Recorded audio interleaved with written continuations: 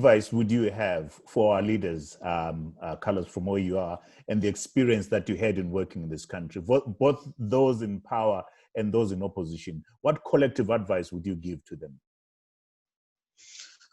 I think the political dialogue that is necessary in Zimbabwe has failed many steps.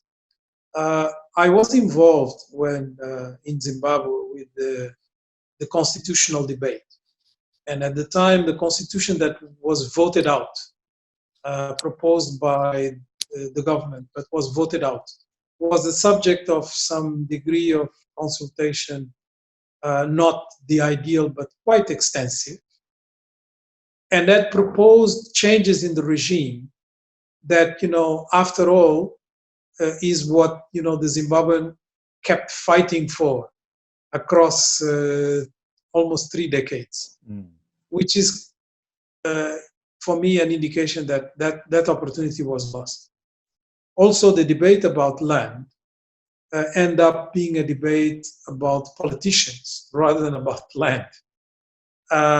Partly because the debate about land could have done wonders if it was centering in the type of preoccupations I just mentioned to you, Trevor, of taxation. If you taxed heavily land that is not used, it becomes a liability. So people would have gotten rid of it.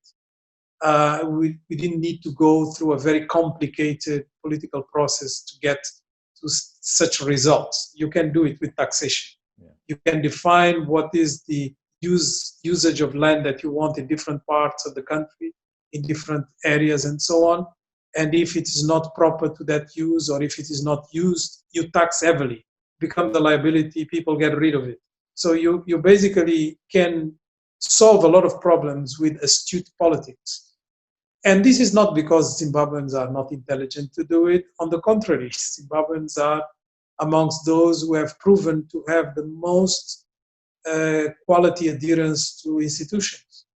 For instance, when people were not even discussing decentralization, Zimbabwe had a decentralized, government structure at the time that was functioning. So how do we resuscitate all this capital back into the political process? For me, it's about, a combination of actors. You need the courage of some actors, but you need also some changes in the institutions, because the institutions of the country have now been marked by this very difficult time. And there is a need of a refreshing of some of the approaches to be able to actually discuss the institutional setups of Zimbabwe in a more congenial and in a more open and transparent manner.